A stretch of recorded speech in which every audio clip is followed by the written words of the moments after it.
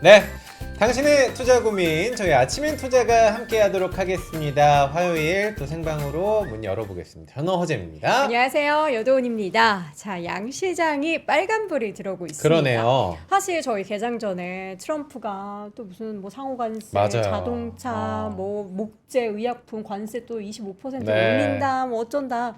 되게 많이 사실 쫄았거든요. 쫄았어요. 근데 근데 뭐 자동차주는 사실 그동안 많이 급등하고 뭐 오늘만 쉰 게 아니라 최근에 좀 쉬어갔고 의약품 업종도 좀 흔들릴까 싶더니 바로 빨간불 양봉 전환해서 양시장이 모두 약 0.56% 정도 상승세를 유지하고 있습니다. 네. 어제 교육 사이트가 터질 정도로 코스닥에 지금 레버리지 나는 투자하시는 분들이 여러분들이 교육받기 전에 이미 한 달 전에 교육을 다 이수를 했던 사람인데 그러니까 필기 시험 이런 거 되게 네. 준비 열심히 하는데 실전을 안 하는 스타일. 시험을 안 봐. 수험표를 안 받아. 실험장에 들어가야죠. 맞아. 그러니까요. 근데 이제 사실 그런 투자에 있어서는 좀 여러분 레버리지라는 것 자체에 대해서 위험합니다. 예, 네. 위험성을 분명히 인지하시고 음. 투자하셨을 거라고 생각하고요. 저는 코스닥이 어제 그렇게 7% 오르면서 오늘은 조금 반대 매물이 나오지 않을까라는 생각이 있었거든요. 이런 생각해서 그래요. 거기다가 속보로 아침에 어. 뭐 자동차부터 해가지고 관세, 반도체도 떨고 있고 막 맞아. 이런 것들이 있다 보니까 반도체가 떨긴 뭘 떨어. 아유 나 그동안 좀 쉬었다. 따뜻하네요, 이제 달린다. 따뜻하네. 예, SK하이닉스 지금 3.5%대 상승세, 그리고 SK 스퀘어의 주가도 6% 급등. 오늘 또 금융주 쪽의 흐름도 좋고요. 예, 시장에서 그동안 예, 반도체 쪽 말고 다른 쪽이 오르더니 맞아요. 오늘은 예, 반도체 나 주도주야.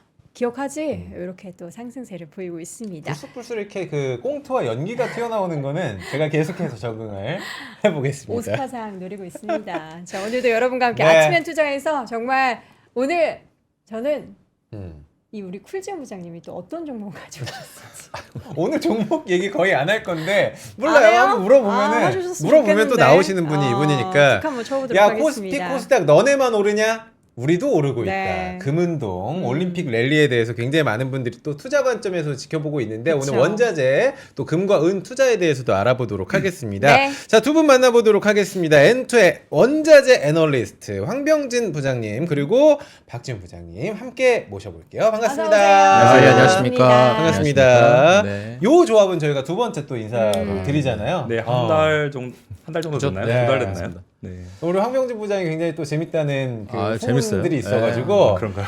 오늘 그래도 처음 보신 분들이 계시니까 인사를 또 한번 부탁을 드려보겠습니다. 네, 뭐 지난 12월에 출연했던 것 같습니다. 저는 NH투자증권 리서치 본부에서 FICC 리서치를 총괄하고 있고요. 개인적으로는 원자재 조사 분석 담당하고 있는 황병재입니다. 반갑습니다. 네, 반갑습니다. 저희 그 업계 선배님들 중에 특히나 아나운서 앵커 말고 네. 성우하시는 분들이 저런 울림통 가지고 계신 분 많으시거든요. 목소리가 진짜 약간 울리세요 이렇게. 그 약간 딕션이 좋다는 이야기 좀 듣긴 합니다. 네. 저랑 자리 좀 바꾸시면 좋을 것 같은데요. NH투자증권 청주 WM센터 오프라인 세미나 한 번만 읽어주시겠어요? 뒤에 있나요? 네, NH투자증권 청주 WM센터 오프라인 세미나. 이렇게 광고 나가도록 좋습니다. 하겠습니다. 네, 저희가. 여러분들 1월 29일 청주 세미나도 지금 바로 신청해 주시길 맞네요. 바랍니다. 네. 자, 우리 박지훈 부장님도 함께 나와주셨습니다. 네. 부장님, 네. 속보가 아침에 떠가지고 네, 현대차 가지고 계셨던 분들, 현대차뿐만 아니라 기아차, 뭐 오토에버, 글로비스 가지고 계셨던 분들이 약간 좀 긴장 많이 하고 계셨을 것 지금 같아요. 아래 꼬리 달고 양봉 전환하고 있어요. 그러니까요. 딕션이 더 좋은 박지훈 부장 인사드리겠습니다. 저는 이제 왜 자평을 하시면 어쨌든 이 증시는 never stop. never stop. 그래서 오늘 네이버가 좋죠. 어쨌든 네이버 스타. 트럼프의 오늘 행동은 네. 뭐 대법원 판례 마지막 나오기 전에 마지막 발악이라고 해야 되나? 네. 그런 상황이라고 생각할 수 있고 뭐 변수라기보다는 이제 상수값으로 우리가 이해를 해야 되지 않을까라는 늘 생각이 저런다. 듭니다. 예, 어쨌든 뭐 꼼수가 보여요. 중요한 건 일본도 아직은 뭐 우리 한국이랑 비교를 하자면 거기도 네. 아직 뭐 비준이나 이런 부분들이 승인 절차가 된 것도 아니고 그리고 중요한 거는 오늘 시장에서 가만히 보면 반도체 얘기는 빠졌다. 그렇지 않습니까? 자동차 네. 얘기도 그렇죠. 있었고 일부 목재, 뭐 일부 의약품 있었지만 반도체 관세 얘기는 빠졌다. 근데 그거는 이미 좀 따로 보자는 심산 아니었어요? 뭐 그렇죠. 그럼에도 불구하고 어쨌든 키워드에서는 그게 빠졌다라는 아. 점이고 오늘 또 오전에 또 마소에 또 HBM3E가 또 SK 하이닉스 단독으로 또 공급한다는 얘기 나오면서 아하. 투심은 다시 긍정적으로 전환되는 모습인데 어제와는 분위기가 사뭇 다릅니다만 코스닥이 어제는 굉장히 뭐 이건 뭐 7%를 혹시 증권사 들어오셔가지고 7%한 번에 오르는 거 보셨어요? 저는 처음 있는 그래요? 일이고 와. 어제 그 레버리지 ETF를 이제 매수하려면 교육을 들어야 되지 않습니까? 1시간짜리 교육이 네, 있어요. 교육이 뭐 어제 뭐 잘 안 되는 접속이 잘 안 네, 되는 서버가 그런 터졌습니다. 상황까지 발생할 정도로 음. 그럼에도 불구하고 개인은 코스닥을 매도했다. 오늘도 7천억 매도했다. 돈 수급이 라는 얘기입니다. 결국 개인이 판다. 개인이 아. 판다. 물론 외국인도 일부 오늘도 매도가 좀 네. 있지만 뭐 금융투자 중심에서 코스닥 매수는 있었지만 좀 짧게 말씀드리면 어쨌든 노이즈가 뭐 오늘 내일 생기면 제가 볼 때는 뭐 저가 매수 전략으로 동참해도 된다라는 말씀을 드리고 싶고 어제 제가 점심도 삼계탕, 저녁에 닭도리탕, 그 다음에 이제 2차로 이제 치킨, 왜 프라이드. 치킨만 코스 드셨어? 닭. 아, 코스 닭. 코스닥의 부흥을 위해서 몸소 실천하고 있는 상황이어서 아, 우리 네. 닭만 먹어야 되는 거예요? 좀 위험한 발언이긴 하지만 코스닥은 제가 볼 때는 이제 날개를 달았다라는 생각이기 때문에 조정시 매수 전략 물론 뭐 기승전 좋은 종목 사야 됩니다. 네. 그래서 그런 것들 근데 오늘 되게 중요한 황병진 연구원님을 모신 이유는 네.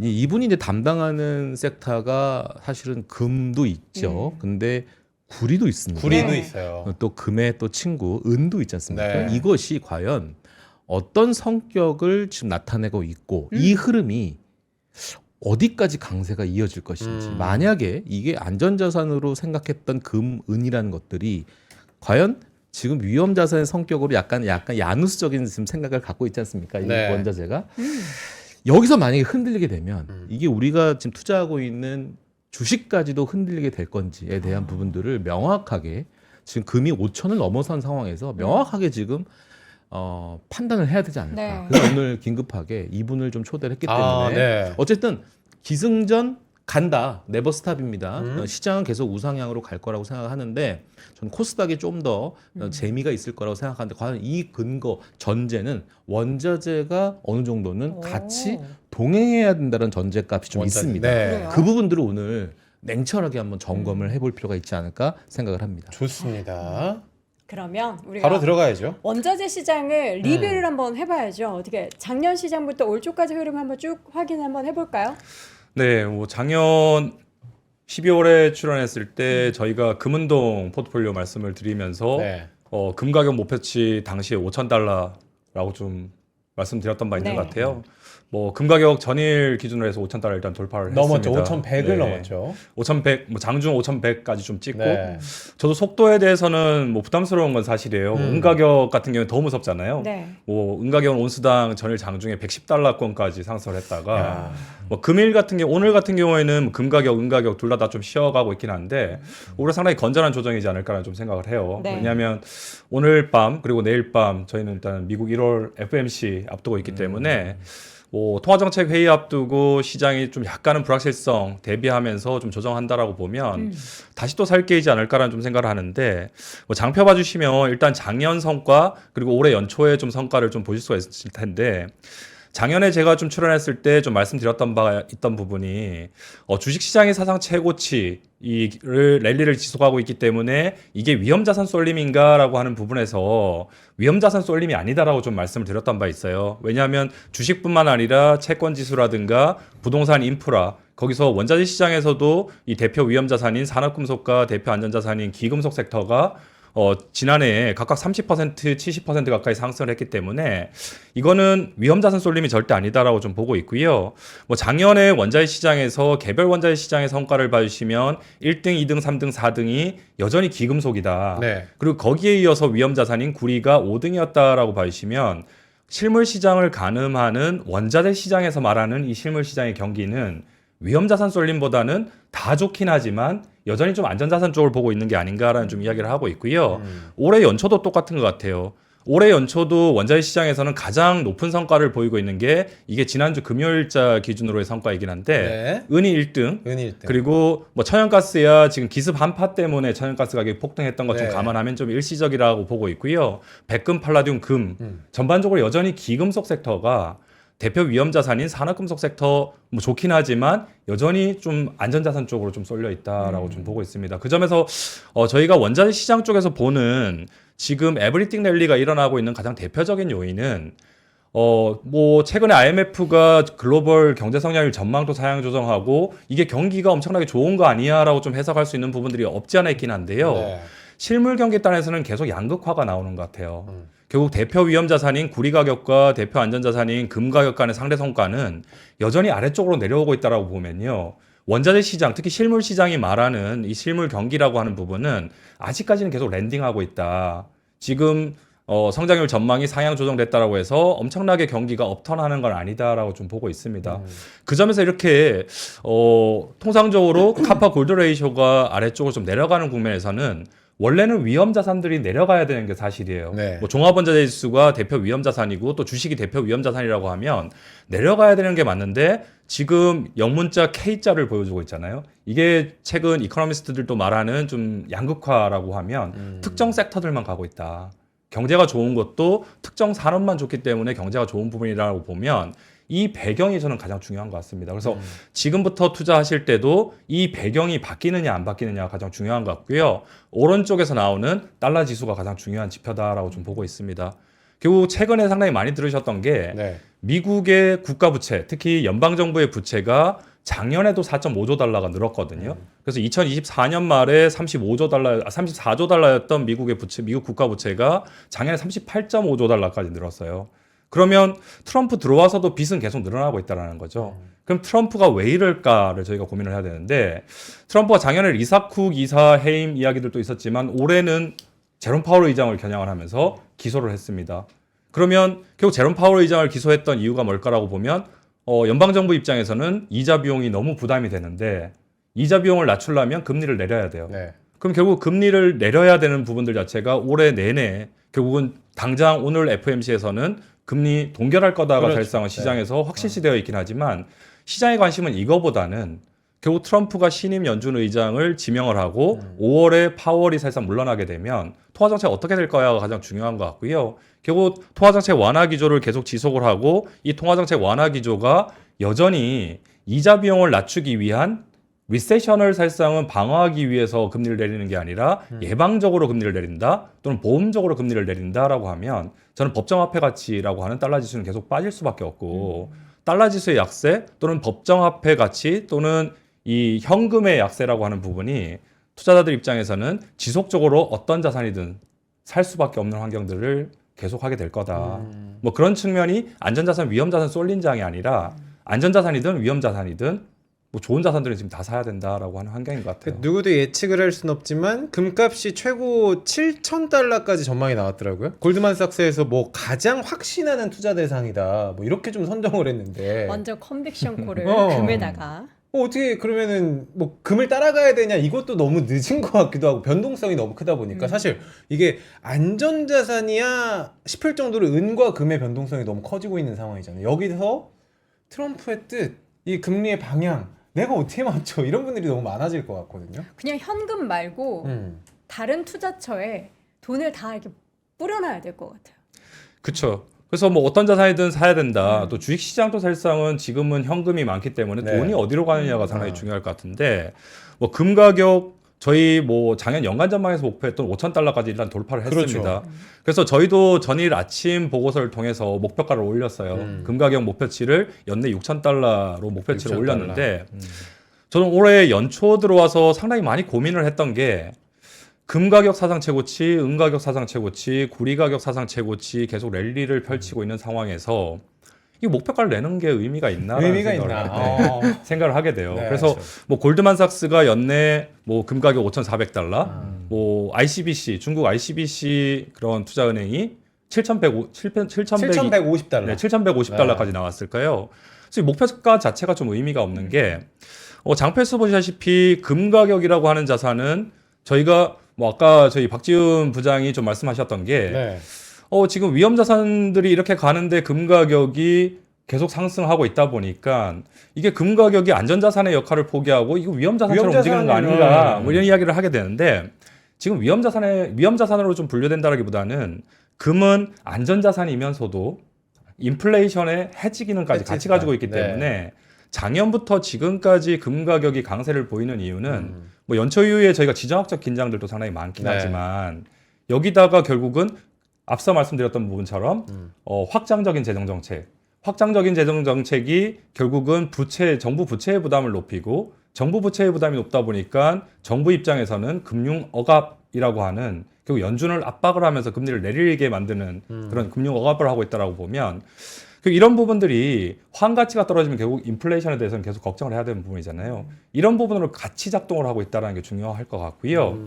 저는 오히려 금 가격이 어디까지 갈 거냐라고 하는 부분에서는 결국 가장 근본적인 원인이 해결돼야 된다. 어떤 원인이죠? 미국의 부채가 디레버리징으로 가는 이슈가 생긴다라면 금은 팔아야 되겠죠. 그러면 그 전에 선제 조건은 아까 부채 얘기하실 때 금리의 방향을 가장 중요하게 봐야 된다고 하셨으니까 그거는 뭐 여기 안에 나와 있나요? 지금 자료에? 말씀드릴까요? 네, 말씀해 주시죠. 네, 금리라고 하는 부분이 결국은 통상적으로 저희가 뭐 장표에서 보시다시피 금이라고 하는 자산에 대한 수요는 뭐 과거에 그런 매년마다 1년의 금 시장 자체가 1년에 한 5,000톤 정도가 수급이 형성이 되는데 5,000톤 중에서 절반은 주얼리 수요예요. 장신구 수요예요. 그리고 투자자들은 한 30%, 중앙은행들이 약 12% 정도 차지했다라고 보면 오른쪽 차트에서 보시다시피 작년 또는 최근 2년 동안 금 시장의 수요는 장신구 수요는 사실상 엄청나게 둔화가 됐습니다. 왜냐하면 금값이 비싸기 때문에 저희가 금반지든 금목걸이든 못 사요.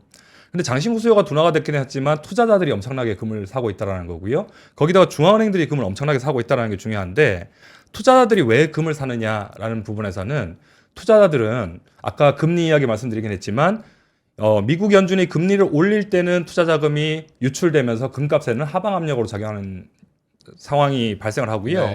반대로 금리를 지금처럼 내리는 환경에서는 지속적으로 ETF 자금들, 투자 자금들이 계속 들어옵니다. 그렇다고 보면 이번 1월 FOMC에서 금리 동결한다라고 해서 금값 빠져야 되느냐, 이게 고점이냐라고 보게 되면 오른쪽에서 보시다시피 페더럴 펀드 선물이라고 하는 연방 기금 선물의 내재 금리가 지금 채권 시장이 생각하고 있는 향후에 연준의 기준금리를 잘 반영하고 있는데 여전히 지금보다는 더 내릴 거다라는 전망이 채권 시장에서는 반영이 되고 있어요. 그렇다고 보면 투자자들 입장에서는 굳이 이번에 동결한다라고 해서 금을 팔 이유는 없다라는 거죠. 그럼 투자자들은 통화정책 완화 기조가 다시 끝났어라고 하는 시그널이 나오기 전까지는 저는 ETF, 골드바, 골드코인을 중심으로 해서는 자금이 지속 유입될 거다라고 좀 생각을 하고 있고요. 저는 그보다는 그럼 금값이 통화정책 완화가 아니라 이제 긴축으로 가면 금값이 엄청나게 빠질 거냐라고 보게 되면 장표 첫 번째 거 먼저 보여드리면요. 저희가 과거에 금값이 빠졌을 때가 언제냐를 가장 대비하면 금값의 고점을 잡으실 수 있을 것 같아요. 그래서 회색 음영이 표시가 된 부분들이 과거에 금값이 빠졌던 시기였었는데 뭐 가장 많이 빠졌던 시기가 2013년, 2015년이거든요. 연간 한 30% 정도, 10% 가까이 금값이 빠졌었고요. 그리고 가장 가까운 시기에서는 2021년, 2022년이에요. 공통점이 연준이 금리를 올렸던 시기, 회색 음영이 전반적으로 금리를 올렸던 시기고요. 2013년은 연준이 금리를 동결했는데 왜 금이 30% 빠졌냐라고 하면 제로 금리에다가 양적 완화를 해오던 연준이 테이퍼링을 선언했던 시기가 2013년이었어요. 우리 양적 완화 이제 그만할래라는 신호를 줬다라는 거죠. 그럼 이제 향후의 금값도 지금 5,000달러 이상에서 저희는 목표 6,000달러를 보고 있긴 한데 계속 상승하는 국면이 계속 지속되다가 금 이번 사이클 언제 끝날래라고 하면요. 결국은 연준이 우리 이제 금리 인하 끝났어라는 신호가 나오면 그때가 금값에는 가장 위험한 신호가 되겠죠. 네. 금리 인하가 끝났어라는 시점에 대해서 사실 이게 언제가 될지는 모르겠지만 물론 우리가 지금은 올해는 금리 인하 기조는 유지된다 하는데 이런 원자재 시장은 또 약간 선반영 그런 상황이 연출되고 뭐 그런 하잖아요. 부분이죠. 그래서 저도 이제 연준의 페더럴 펀드 선물 내재 금리만 보는 게 아니라 결국 이제 제가 앞서 계속 빌드업을 하면서 말씀을 드렸던 게 결국 미국의 빚 이야기를 많이 말씀드리거든요. 결국 미국의 국가 부채가 지금 작년에도 4.5조 달러가 늘 정도로 국가 부채가 계속 늘어나는 환경에서 지금 트럼프 대통령의 그런 액션 또 최근에 계속 행보가 엄청나게 일관적인 것 같아요.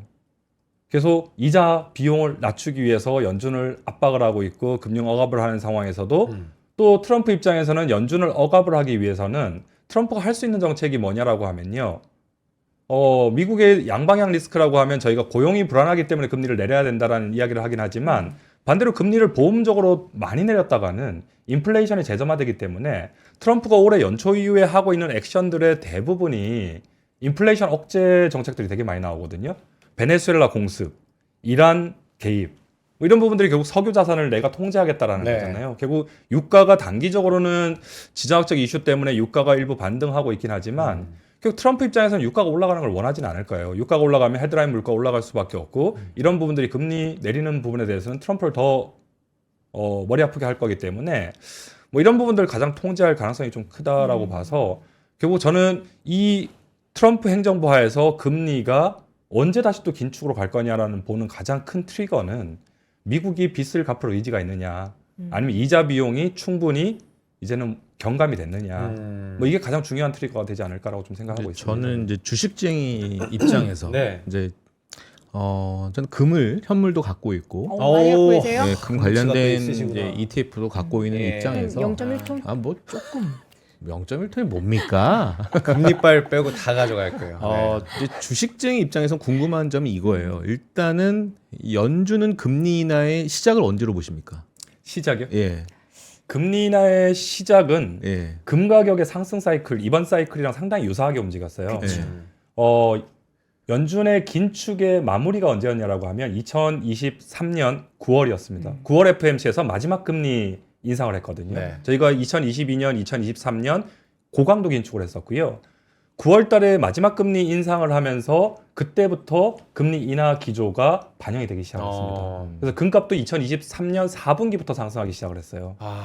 그래서 금은 언제 사는 거냐라고 하면 통화정책 긴축의 마무리 국면에서 금을 사기 시작을 해서 통화정책 완화 기조의 마무리 국면에서 팔고 나오면 된다. 그래요. 금 가격의 사이클은 그렇게 간다라고 보고 있습니다. 어쨌든 온스당 한 1,800에서 출발해가지고 한 3년 전에 지금 거의 5,000에 육박할 정도니까 뭐 3배 조금 안 되게 올라왔던 굉장히 이제 가파른 상승을 네. 보였단 네. 말입니다.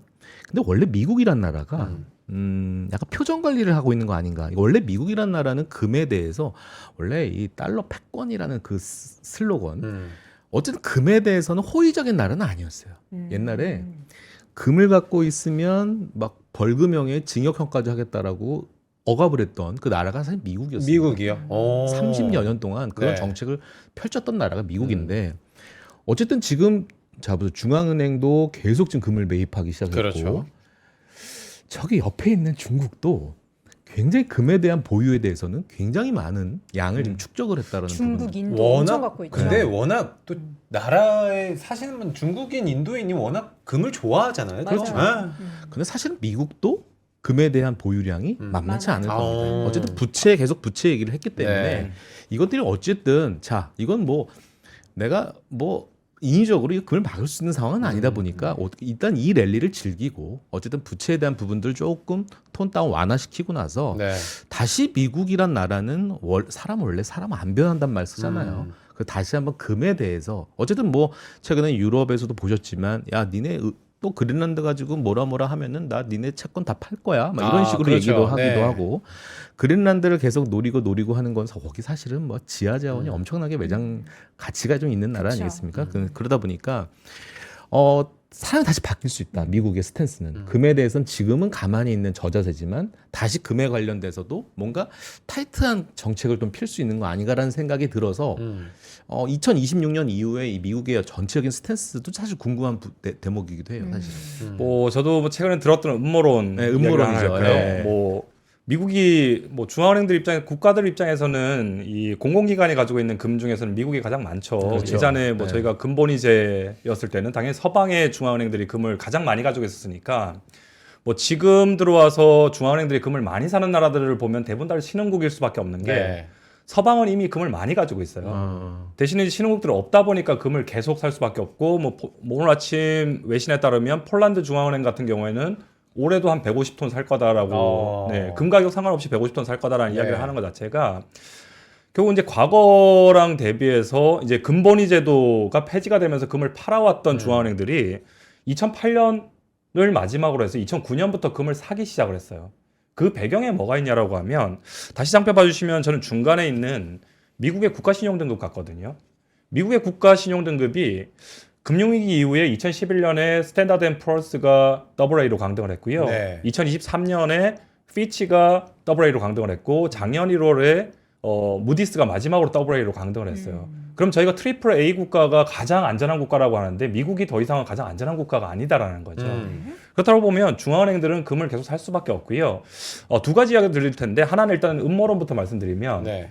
미국이 오히려 트럼프 행정부가 이거 되게 용인하고 있는 거 아닌가 금값 상승을. 왜냐하면 지금 국가 부채가 특히 페더럴 뎃이 38.5조 달러니까 지금 포트녹스에 8,000톤 금 있다라고 하잖아요. 그럼 이걸 시가 평가를 하면 금이 엄청나게 그 시가 평가를 하면 금의 가치가 높아질 거니까 그렇죠. 갚으려고. 이걸로 빚 갚으면 되는 거 아닌가라고 하는 음모론이 있는데 근데 지금 5,000달러 기준으로 해서 8,000톤 시가를 계산해 보면 1.5조 달러밖에 안 돼요. 네.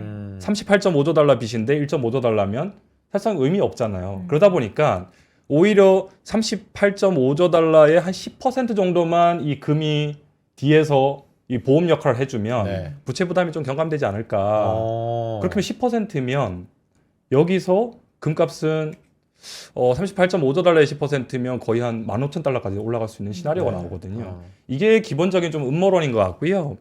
두 번째는 저는 다시 장표에서 오른쪽 그림 봐주시면 네.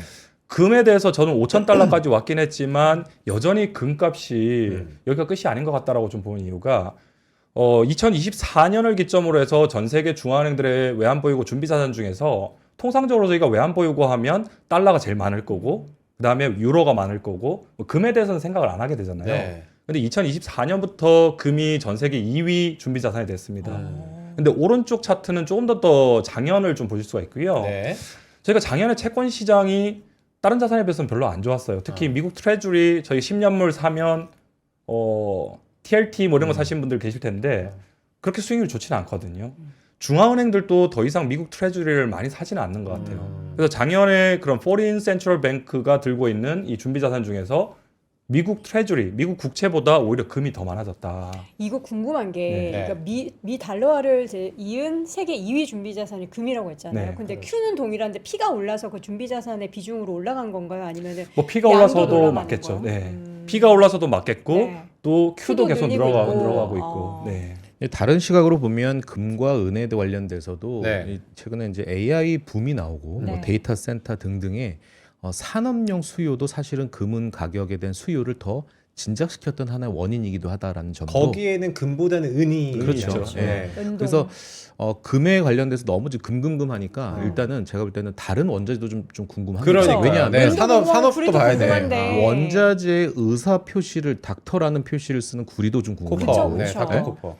그리고 유가도 사실은 좀 궁금합니다. 궁금한 게 너무 많은데 어떻게 뭐부터 할까요? 이게 두 개 저희가 같이 해야 될 것 같아요. 컴팩트하게 네. 요점만 간단히 한번 금 얘기를 좀 길게 아니, 해가지고 제가 왜 여쭤보냐면 지금 시클리컬 종목에 관련돼서 좀 네. 공부를 하다 보면 네. 항상 점검해야 될 요소가 유가입니다. 유가 그렇죠. 뭐 한국전력도 뭐 가능한 네. 거고 정유화학도 공부를 하다 보면 반드시 유가의 전망은 어느 정도는 공부가 되어 있어야 하거든요. 그래서 그래요? 여러분들 지금 너무 종목 얘기 안 나와서 재미없어 할 수도 있겠으나 어쨌든 기본적인 초석은 이런 매크로와 원자재를 먼저 점검하고 환율까지 그리고 나서 종목을 한번 사냥하는 그런 시간이 필요한 거니까요. 알겠습니다. 네, 여쭤보고 싶어요. 네, 은부터 할까요? 뭐부터 할까요? 구리, 석유, 원유. 네. 은 가려면 금 했으니까 네. 구리부터 해야 될 것 같아요. 구리요. 그렇죠. 네. 좋습니다. 구리부터 말씀드리면 저희가 과거의 구리 또는 철강이라고 하면 네.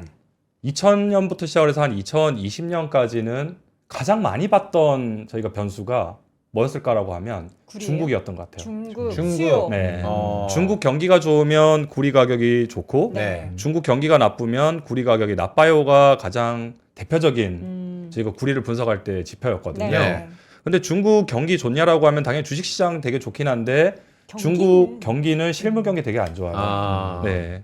왼쪽 차트 봐주시면 과거에 중국의 성장을 이끌어왔던 가장 큰 지표가 투자였고요. 이 투자의 가장 배경에는 부동산이 있었습니다. 근데 작년에도 중국 부동산은 계속 안 좋고요. 고질적으로 부동산 시장에 대한 위기는 계속 지속되고 있어요. 그렇다고 보면 과거 중국의 성장을 이끌어왔던 부동산 시장 안 좋고 중국의 고정자산 투자가 안 좋다라고 하게 되면 저희가 과거 논리로 구리를 분석을 했다라고 보면요. 구리 가격은 빠져야 되는 게 맞아요. 근데 저는 이제부터는 산업금속 섹터를 보실 때는 좀 선별적으로 보자. 중국의 고정자산 투자 또는 부동산 의존도가 높은 철강에 대해서는 저는 그렇게 좋게 보지는 않습니다. 그래서 철광석 가격이 올라가는 것에 대해서는 그렇게 좋게 보지는 않고요. 네네. 반대로 구리라고 하는 애는 구리의 전방 산업의 약 60%가 뭘 만들 때 사용하냐라고 하면 일렉트릭 와이어라고 하는 전선 만들 때 사용을 하죠. 그럼 이 전선이 부동산에 들어가던 AI 데이터 센터 전력 인프라에 들어가던 결국은 수요가 좋으면 되는 거잖아요. 수요 지금 엄청 좋죠. 네. 그럼 AI 데이터 센터 또는 저희가 AI 데이터 센터 인프라 투자라고 하는 게 저도 주식 매니저분들 아니면 주식 투자자분들 만나보면 AI는 엄청나게 맹신하고 계세요. 네. 네. 엄청나게 계속 늘 거야라고 하면 제가 먼저 꺾기가 되게 무서울 정도로 수요에 대해서 꺾지를 못하는데 그러다 보니까 다시 장표 오른쪽 봐주시면 구리라고 하는 애의 이제는 수요의 트리거는 중국의 고정자산 투자가 아니라 AI 데이터 센터다. 이런 부분들 잘 보여주는 게 중국의 수요만 봐도 되게 잘 보여줘요. 중국 고정자산 투자가 안 좋으면 중국의 구리 수요가 되게 나빠야 될 것 같은데 네. 작년 또 과거 보면 중국의 구리 명목 수요가 계속 성장하고 있습니다. 부동산으로 들어가는 구리 수요는 계속 감소하는데요. 오히려 전기차, 그다음에 충전 설비, 태양광, 풍력에서 엄청난 전선 또는 구리를 사용하다 보니까 구리 수요 낙관론이 상당히 좋은데다가 뭐 미국도 AI 데이터 센터 하면서 설비 투자 사이클을 가다 보니까 구리 또는 전기 전도성을 가지고 있는 이 핵심 광물들은 네. 계속 가격 자체가 뭐 상단이 사실상 저희가 제어할 필요가 없을 정도로 상단 자체를 제시하기가 되게 어렵다라고 봐주시면 반대로 이 공급이라고 하는 부분은 중국이 과거 25년 동안 엄청나게 미중 이 패권 경쟁을 되게 많이 준비를 잘해왔던 것 같아요. 그래서 저희가 보통 광산 국가들이라고 하면 전 세계 광산 국가들이 대부분 다들 글로벌 사우스라고 하는 네. 남미, 호주, 아프리카 쪽에 광산 생산이 되게 많은데 네.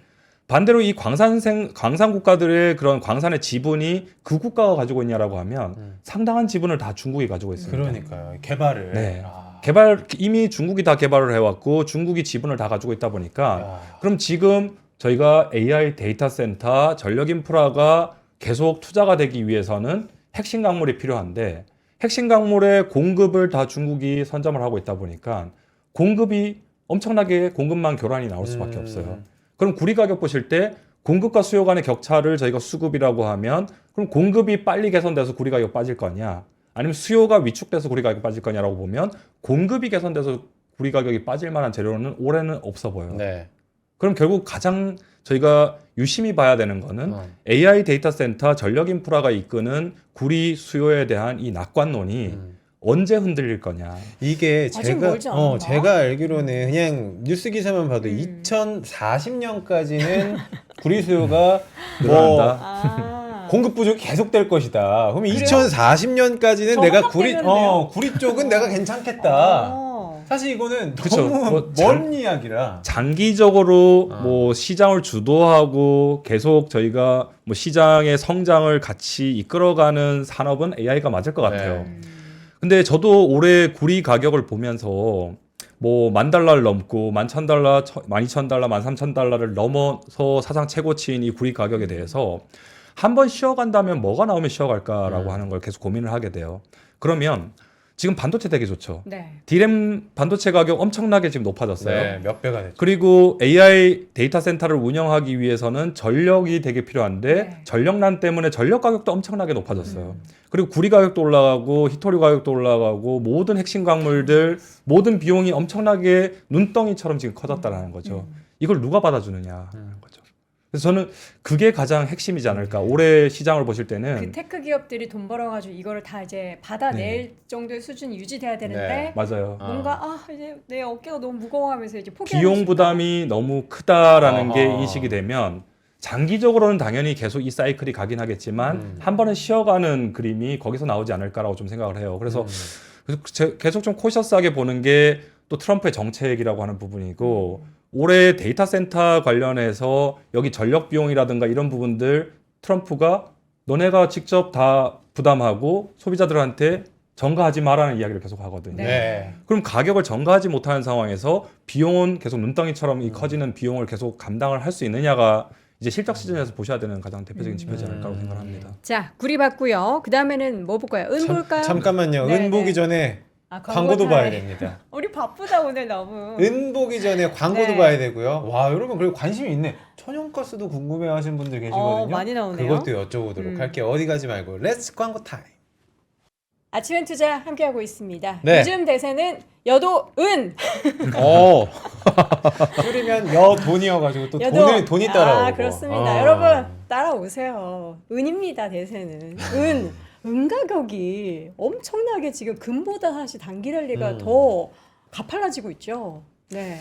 그렇죠. 문 가격 뭐 오늘은 또 변동성이 좀 네, 있긴 그렇죠. 한데 뭐 앞서 말씀드렸다시피 FMC 앞두고 있기 때문에 한번 쉬어가는 것도 나쁘지 않다라는 좀 이야기를 말씀드리고요.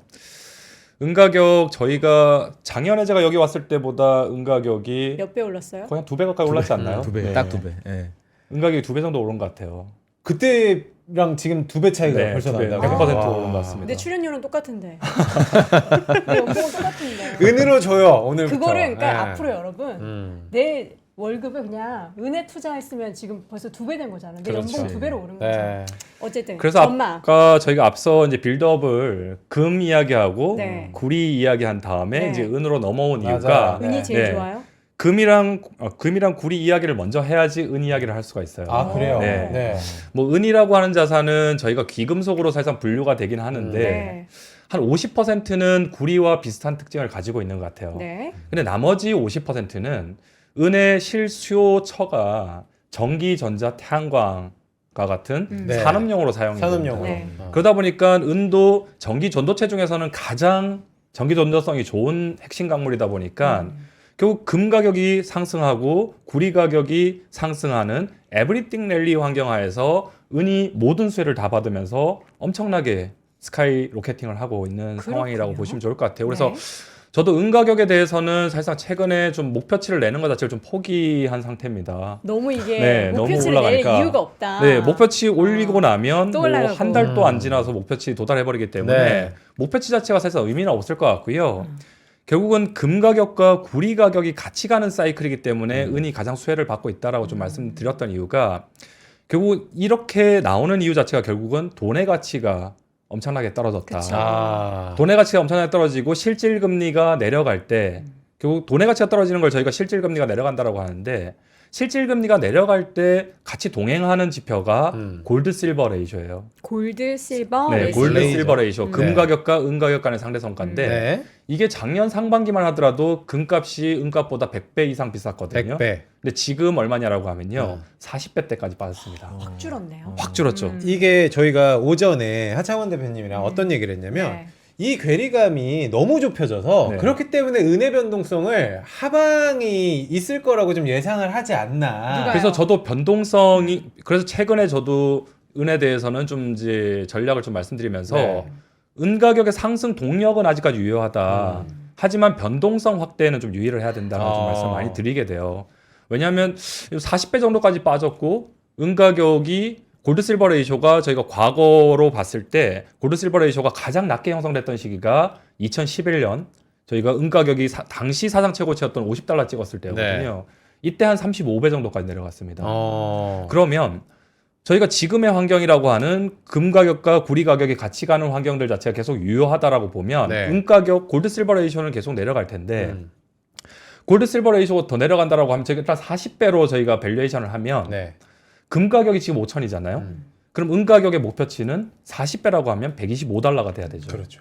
그럼 만약에 저희가 금 가격의 목표치를 $6,000를 본다라고 하면 그만큼 이 매크로 여건 자체가 안 바뀌고 계속 간다라고 하면 뭐 $150 이상도 갈 수는 네. 있겠죠. 그러다 보면 위는 열려 있다라고 좀 생각을 하는데 이 변동성은 상당히 주의를 하시라라고 좀 말씀드리는 거죠. 다만 그 100배였을 때랑 40배의 차이가 뭐냐면 은이 산업 용도로 너무 이제 많이 쓰이고 있으니까 이게 안전자산과 기금속뿐만 아니라 산업재로서의 성격이 그러면 이건 다시 평가를 해야 되는 거 아닌가? 라는 생각도 좀 그런데 뭐 얘네들은 사실상 과거에도 계속 평가는 되어 왔어요. 수급상에서 원래 은이 산업용으로 소비가 안 됐던 게 아니라 은 실물 수급에서 저희 장표 다시 봐주시면 은 공급과 수요를 봤을 때 공급 같은 경우에는 은의 대부분은 뭐 구리나 금처럼 광산에서 바로 생산되지는 않아요. 은을 생산할 때는 통상적으로 구리를 생산할 때, 아연을 생산할 때 또는 금을 생산할 때 재련을 할 때 부산물로 나오는 게 은입니다. 네. 근데 저희가 아까 구리 광산 시장이 엄청나게 타이트하고 공급망 이슈가 있는 상황에서 금도 사실상 공급이 빠르게 늘어나지는 못하거든요. 그렇죠.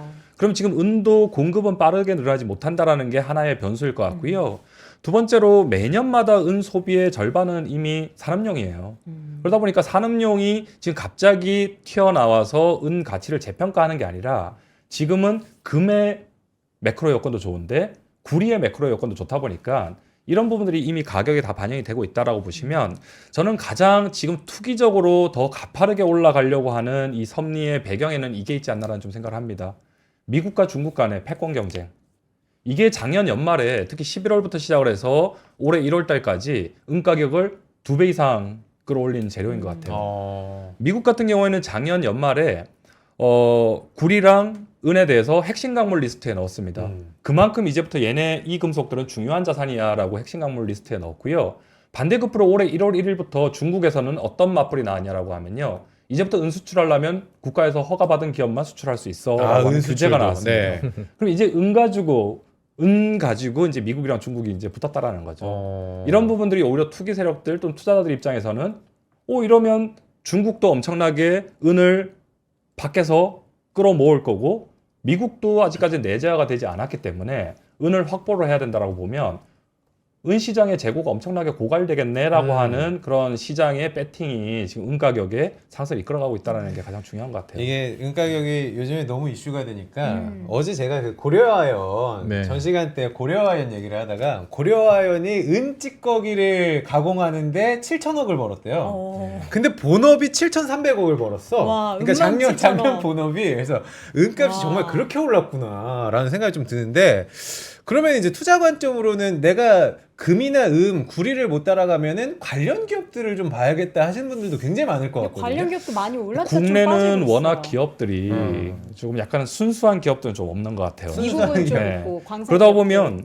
뭐 작년부터 사실상 저희가 이제 해외 ETF 중에서는 금광주 GDX 160%, 170% 올랐고요. 그다음에 뭐 은광주 SIL이라고 하는 ETF도 거의 한 170% 올랐고 더 많이 구리광산 기업이라고 하는 COPX도 작년에 거의 100% 가까이 올랐거든요. 건물보다 기대감 때문에 더 오르는 거예요. 그러면? 주식시장도 좋으니까. 근데 올해 연초 이후에도 금광주, 은광주, 구리광산주는 다들 30% 이상 나올 거예요. 물론 밤사이에는 조금 꺾였어요. 네. 근데 그 추세는 계속 가파르게 이어지고. 그렇죠. 그렇다 보면 지금의 그런 매크로 환경은 금이 상승을 하기 때문에 안전자산 선호가 아니라 지금 주식 투심도 나쁘지 않은 환경이에요. 그럼 에브리띵 랠리 환경이다라고 보면 실물 금, 실물 은, 실물 구리 가격도 좋은데 주식 투심도 좋다라고 하면 지금은 기업에 투자하는 거죠. 관련. 그러면 금광주, 은광주, 구리광산주 투자하시면 가장 좋겠죠. 그러니까 네. 은의 원자재에 대한 투자를 못 하겠다. 나는 요거 좀 변동성에 취약하다 하시는 네. 분들은 차라리 관련된 기업에 그러니까 수익을 내고 있는 기업에 투자하는 게 조금 더 안정적이다.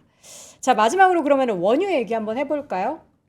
네, 유가로 네. 가시면 저는 앞서 이야기 드렸던 부분이 트럼프 대통령이 올해 연초 이후에 계속 하고 있는 액션에서 되게 일관성이 있다라고 좀 생각을 하거든요. 네. 유가를 누르려고 하죠. 네, 유가 누르려고 하고 있는 것 같아요. 그런데 어떻게 보면 베네수엘라 공습했어? 네. 이란으로 해군 함대가 가고 있고 네. 뭐 이런 부분들은 어떻게 보면 지정학적인 긴장만 보면 유가 올라가는 거 아니야라는 걱정을 만들 수 있는데 근데 트럼프의 목표는 결국은 뭐 중국으로 들어가는 이런 값싼 원유를 차단하겠다라는 것도 있긴 하지만 결국 글로벌 원유 공급망에서 내가 어떻게 보면 컨트롤을 가져가겠다라는 게 첫 번째 이유고 결국은 올해 또 연준을 압박하기 위해서는 물가를 통제해야 된다라고 보면 유가는 지금보다 더 낮아져야 되는 게 사실이다라고 보면 뭐 정책적인 측면에서도 국제 유가에 대해서는 단기적으로는 좀 1월 달에 좀 반등을 하긴 했지만 저는 뭐 여기서 추세 상승으로 가지는 않을 거다라고 좀 생각을 합니다. 뭐 가장 대표적인 이유가 그 유가라고 하는 거는 장표에서 보시다시피 저희는 유가를 전망을 할 때는 통상적으로 전 세계 석유 공급과 전 세계 석유 수요 그리고 이 전 세계 석유 공급과 수요 간의 격차라고 하는 수급이 어디로 갈 거냐라고 하는 부분인데요. 네. 제가 이 그려놓은 차트에서 봐주시면 이게 1월 달에 미국 에너지 정보청이 이제 발표했던 수급 전망인데 이 지정학적 긴장이 있음에도 불구하고 여전히 수요보다는 공급이 훨씬 더 우위다라는 전망을 유지를 하고 있어요. 그 이유가 뭐냐라고 하면 다들 경기가 나쁘지 않아라고 인식을 하면서 수요 전망이 꺾이지 않은 상황에서도 공급이 더 많은 상황들이 계속 지속되고 있거든요. 네. 여기서 베네수엘라산 원유가 없어진다, 이란산 원유가 일시적으로 공급 차질을 입는다. 저는 호르무즈 해협이 막혀서 엄청나게 지속되지 않는 이상은 유가가 추세 상승하지는 않을 거다라고 보는 이유가 결국 사우디아라비아든 오펙 플러스는 오히려 이란이 제재를 받고 이란산 원유가 밖으로 못 나오면 더 증산할 수 있는 여력이 더 생기는 거거든요. 이미 얘네들은 생산 여력이 있는데 지금 1분기만큼은 이 증산을 잠시 포즈하고 있는 상황인데 4월부터 다시 또 증산할 수 있는 여력이 생긴다라는 부분이고요. 네. 미국 입장에서도 지금 유가가 내려가면서 좀 에너지 기업들, 특히 EMP 기업들이 또 생산량 못 늘리는 거 아니야라는 걱정이 있었는데 오히려 유가가 연초에 좀 약간 위로 다시 60달러대로 와주면 미국도 사상 최대치 유가가 산유량이 계속 지속이 된다라고 하면요. 저는 결국은 오펙 플러스든 미국이든 결국은 생산량을 늘리겠다라고 하는 정책이 우리 감산해야 돼라고 하는 이슈로 바뀌기 전까지는 공급 우위가 없어지진 않을 것 같다라는 생각을 합니다. 그러려면 어느 정도 유가가 돼야 될 거라고 하면요. 미국 EMP 기업들 업황 좋지는 않지만 오른쪽 차트 봐주시면 유가 어느 정도 가면 너네 감산할 것 같아? 생산량 줄어들 것 같아? 라고 하는 설문조사에서 한 유가가 50달러까지 빠져서 12개월 정도 L자로 쫙 바닥을 기면 네. 그때서는 우리는 생산량을 줄일 수밖에 없을 것 같아라는 답변을 하거든요. 이러려면 60달러 밑으로 내려오는 유가가 아니라 50달러 밑으로 유가가 내려가는 그런 리스크가 발생을 해야지 오펙 플러스든 미국 EMP 기업들이든 감산을 한다라고 보면요. 원유 시장 지금 매수하기는 되게 불리한 환경이에요. 네. 작년까지만 하더라도 이 포워드 커브가 상당히 완만한 백오데이션, 근월물 수급이 되게 타이트해 또는 근월물 실물이 뭐 공급 부족이야라는 걸 반영했다라고 보면 뭐 지금 연초에 지정학적 긴장 때문에 약간 소폭의 백오데이션이 보이긴 하지만 그 직전까지만 하더라도 지속적으로 컨텐고가 계속 반영이 됐어요. 컨텐고가 근월물보다는 원월물 가격이 높은 현상 또는 석유 시장의 공급 우위라는 부분이거든요. 그러다 보니까 오른쪽에서 보시다시피 이 투기적인 매수세는 계속 줄어들고요. 투기적인 매도 포지션만 계속 늘어나는 수급 환경이 계속 지속되고 있다라고 보면 원유 가격이 단기적으로 지정학적 긴장 때문에 좀 올라간다라고 해서 추격 매수하셨다가는 오히려 되게 또 피해 볼 수 있다. 그러니까요. 네.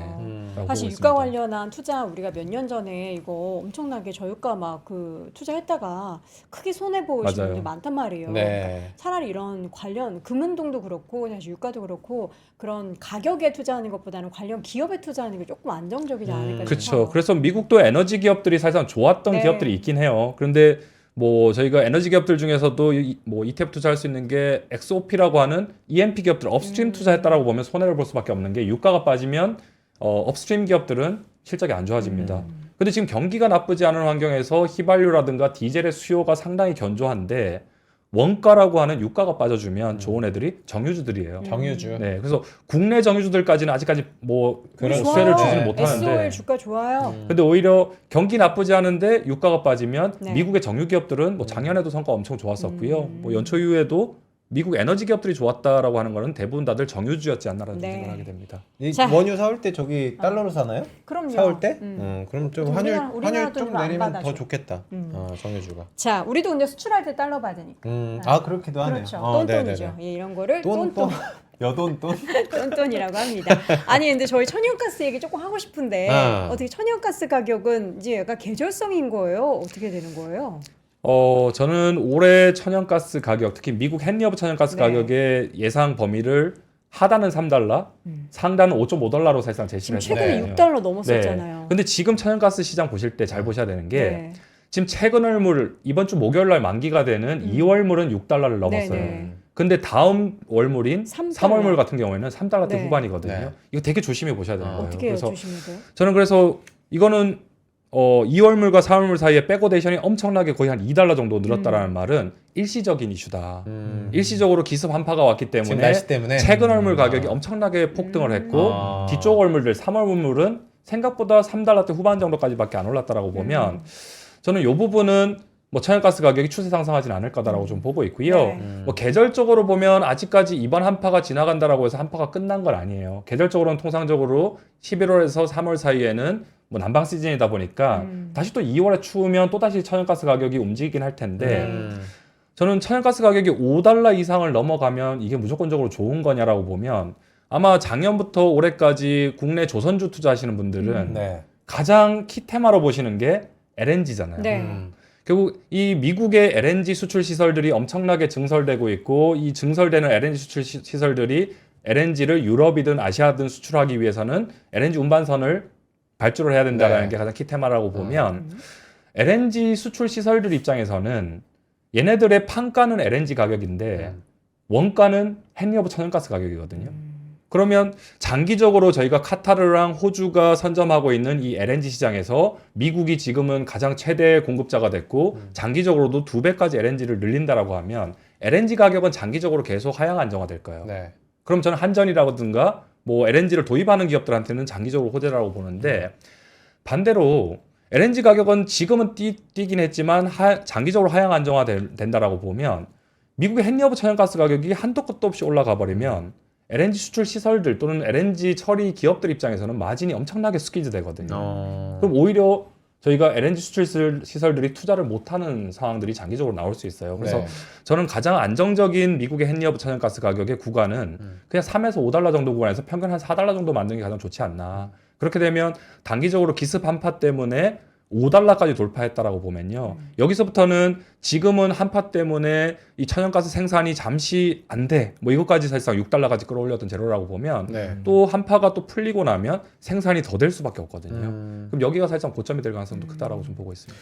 투자에 좀 유의를 할 필요가 있겠네요. 아니 근데 천연가스에. 진짜 한파 때문에 뭐 미국 GDP가 영향을 받는다고 네. 하니까 엄청 또 심각하고 또 거기 현지에 계신 분들 또 걱정이 되긴 하는데 지금 시간이 좀 남았으니까 저기 은행이 이렇게 좀 오늘 금융지주사 굉장히 갑자기 저기 좋아요. 예, 뭐 네, 은행 네이버도 지주 물어보신 분들이 좀 쭉 있고. 좋았었고. 은행주뿐만 아니라 지금 현대차도 플러스 전환을 아, 했습니다. 그래요? 지금 1% 상승 전환. 자, 어쨌든 지금 최근에 고객님들의 이제 문의 중에 하나는 네. 우리 RIA 계좌라고 해서 리아 계좌. 네. 아 돌아오는 그러니까, 거. 미국 주식을 어쨌든 팔고 국내로 돌아왔을 때 네. 세제 혜택을 주는 네. 이런 어떤 제도에 대해서 그러면 이제 국내 주식으로 넘어왔을 때 어떤 종목을 좀 더 중장기로 보유해야 1년 내가 동안. 미국에서 한국으로 넘어올 동인이 있어야 될 거 아니냐라는 부분들인데 이것이 이제 포커싱이 이제 제가 이제 이번 주에 청주를 가는 이유이기도 아 하고 그렇죠. 그다음에 다음 달에는 이제 여의도에서 한다고 네. 1월 10일 말씀드렸던 것처럼 그런 좀 중장기 또 투자 매력이 있는 종목들도 이제 오프라인 세미나에서 얘기할 예정이고요. 네.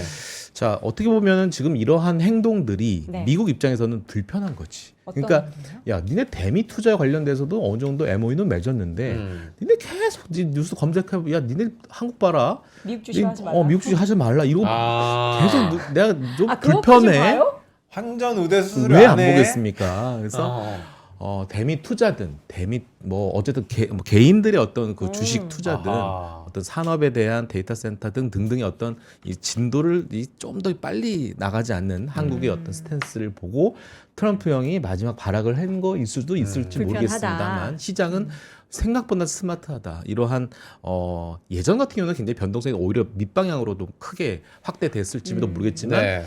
오늘 그 역경을 다 딛고 또 플러스로 지금 전환하는 그 강한 K 증시의 힘을 다시 한번 또 느끼게 되는 야. 아침입니다. 그러니까 우리가 무섭- 트럼프가 네. 또 늘 타코하는 거 알잖아요. 알죠. 이거 되게 뭐 하나 좀 그러니까 시체말로 삔또가 상해가지고 또 이러는구나. 또 네. 뭐를 또 그래 뭐 우는 아이 뭐 하나 줄게 뭐 이렇게 네. 하면 뭐가 달라질까 상수야, 싶어서. 상수. 이제 변수가 네. 아니라 상수고요. 네, 오늘 좀 종목 얘기를 좀 말씀 못 드렸는데 네. 내일 좀 또 지겨운 얼굴 한 번 더 등장해도 되겠습니까? 그래서 내일 찍었죠? 나오십니까? 내일 한 번 또 나오죠. 아니 오늘은 거의 마이크가 없었어요. 아, 근데 네. 제가 오늘 한서 들을 얘기 너무 많아요. NH 투자증권도 브랜드입니다. 이게 오늘 말씀 우리 들어보시면 부장님. 알겠지만 원자재 한번 쭉 교과서 그 두꺼운 책 읽는 것보다 네. 황병증 연구원이랑 1시간 티키타카 아하. 대화하면 그냥 뭐 해결됩니다. 사실 오늘 준비하신 자료가 진짜 방대해요. 맞아요. 네. 그 중에서 핵심만 꼽아가지고 또 얘기해 주신 거니까 우리 연구원님 내용만 딱 들으시고 네. 관련된 그러니까. 원자재 흐름과 또 진짜 투자를 생각하셨다면 어떤 부분이 좀 리스키한지 그래서 투자의 대안으로는 관련 기업들에 투자하는 게 더 좋다라는 내용도 꼭 챙겨 가셨으면 좋겠습니다. 우리 남아 계시는 7,477명의 시청자 여러분들 정말 최고입니다. 뭐 어떤 면이 최고예요? 금운동입니다. 금운동. 아니지 금운동중 요새 은이 최고랬잖아. 여러분은 은입니다. 은이 왜 좋은 줄 알아요? 제 이름 왜 은인 줄 알아요? 제 사실 이름을 여기 좀 쓸데없는 얘기 한번 해도 되나요? 네. 개명을 했어요. 여도 금이었어요? 아니 그게 아니라 제가 이제 아빠가 지어준 이름으로 아나운서 예. 못하겠다. 그래서 아. 제가 개명 신청을 해서 이 네. 이름을 산 지 한 20년 됐거든요. 어. 근데 그 전에 개명을 할 때 은으로 한 이유가 네. 세상에 보탬이 되는, 그러니까 금은동 중에서 물론 동도 그렇지만 은이 뭔가 되게 많이 쓰이잖아요. 세상에 쓰임이 되거라. 아. 그런 의미로 제가 은을 쓰게 된 거거든요. 그러면 개명 전은 뭐였을까요? 아 궁금하시죠? 네. 예, 궁금하면은 500원. 개명 전 이름은 나중에 저희가 그거 우리 특집으로 한번. 오프라인에서 아, 여러분들 이건 돈 받고 얘기해줘야 돼요. 자 마지막으로 광고 한 말씀 드리겠습니다. 1월 29일 목요일 2시 30분 청주 WM 센터로 네. 우리 쿨지훈 부장님 날아가도록 하겠습니다. 청주에서는 우리 이혁진 차장님, 박지훈 부장님, 소진훈 과장님이 국내 그리고 미국, 중국 증시 같이 이렇게 뭐 궁금증 다 소화를 해드릴 그럼요. 예정이니까요. 궁금하신 분들 꼭 신청 링크 먼저 부탁을 드릴게요. 네. 자, 오늘 또 이렇게 해서 핫한 아이템으로 금은동 얘기, 원유 얘기, 천연가스 얘기까지 나눠봤고요. 오늘 이 시간 NH투자증권 원자재 애널리스트 황병진 부장 그리고 박지훈 부장과 함께했습니다. 고맙습니다. 네, 감사합니다. 감사합니다. 자, 고요 이래야 돼. 때려치우면 갈게.